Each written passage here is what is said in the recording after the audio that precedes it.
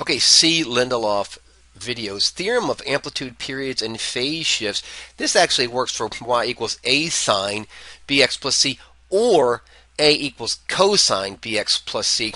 Both of these work, so you kind of get 2 for 1. I want to remind you that the amplitude is equal to the absolute value of b, the period is equal to 2 pi over absolute b, and the phase shift is equal to the opposite of c over b. That's it, right? The hardest part is going to be the interval, but this part should be relatively easy. So here we have the a value is 3, so the amplitude is the absolute value of 3, so the amplitude is equal to 3. I think that's pretty good. We can see that this is a little bit of a pain in the ass, but if you look at this b value, this is theta here, but there's a 1 in front of it, right? 1 times theta. So b is equal to 1, and therefore, to find period, we do 2 pi over b, 2 pi over 1, which just equals 2 pi, right? The last one can be a little bit of a pain, but it's not too bad. It's the way I do phase shift is I set it up first. I just say is equal to, and then I put opposite, c over b. Well, c is negative 5 pi 6, isn't it? And b, if we go back to b, remember that b is just equal to 1, so it's 1. However, what is important here is that we see this negative here and this opposite here, and negative is a positive, so it equals 5 pi 6.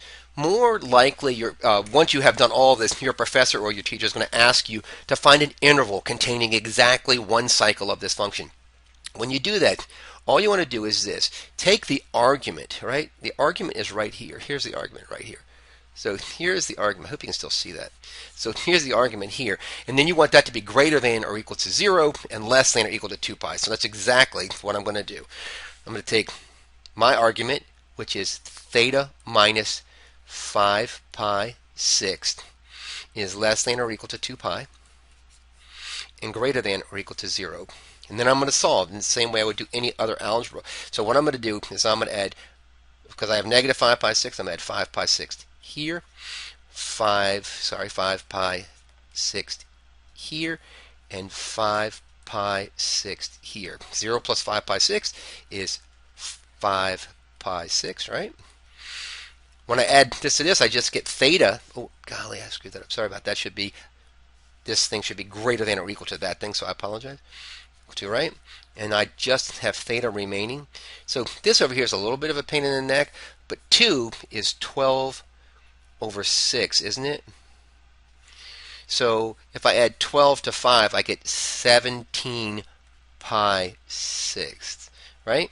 So all of these things that quick. Hey, I also, if you have the ti-nspire CAS calculator, I just also did a video on how you can set up the solve function to do that. If you don't have the CAS ti-nspire calculator, depending on what you're going to do, you should think about it. Hey, thanks for watching the video. If you have questions or comments, please let me know. And if you haven't already subscribed, would you please? Thanks.